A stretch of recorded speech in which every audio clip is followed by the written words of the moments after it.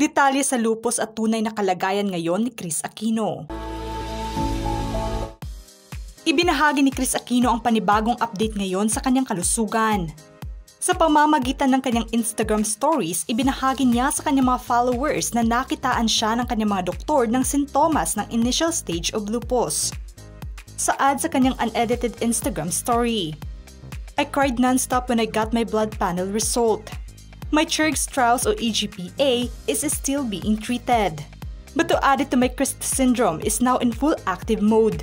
And I am already exhibiting many symptoms for another autoimmune connective tissue disease. It is highly likely based on my ANA count. My high inflammatory numbers, my anemia, my now constant elevated blood pressure at night, and the consistent appearance of the butterfly rush on my face that I am at the initial stage of SLE or what is commonly known as lupus."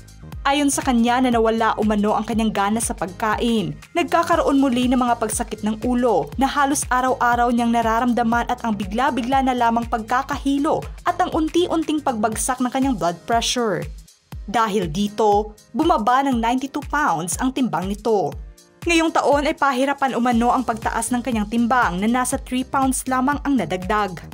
Ito din ang dahilan kaya ayaw niyang ibahagi ang mga larawan niya online dahil nasa malaking pagbaba ng kanyang timbang ngayon. Dagdag pa niya na walang kailangang ikabahala ang mga taong nagdarasal para sa kanya dahil patuloy naman niyang nilalabanan ang kanyang kondisyon.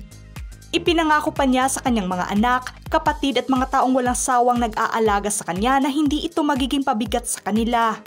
Sa kabila man ng panibagong kondisyon niya ngayon ay nanatiling positibo pa rin ito na makakayanan at malalabanan niya ito. Aniya, bawal pa ring sumuko, tuloy pa rin ang laban.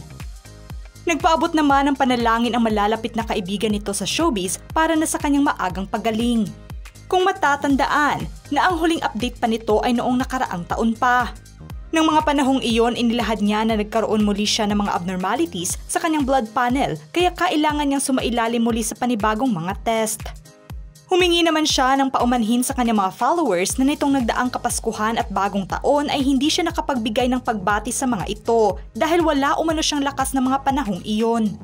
Nitong mga nakaraang araw na lamang unti-unting nagbalik ang kanyang kalakasan at nagpapasalamat pa rin sa Panginoon na ngayon ay tumatanggap na ng pagkain ng kanyang katawan. Na siyang nagbigay daan upang maibahagi niya sa kanyang mga kaibigan at taga-suporta ang kanyang tunay na kalagayan ngayon. At nagpapasalamat sa mga taong walang sawang nagdarasal para sa kanya. Mga ka-showbiz peeps, kayo, ano ang say nyo sa paksang ito? Write your comments down below.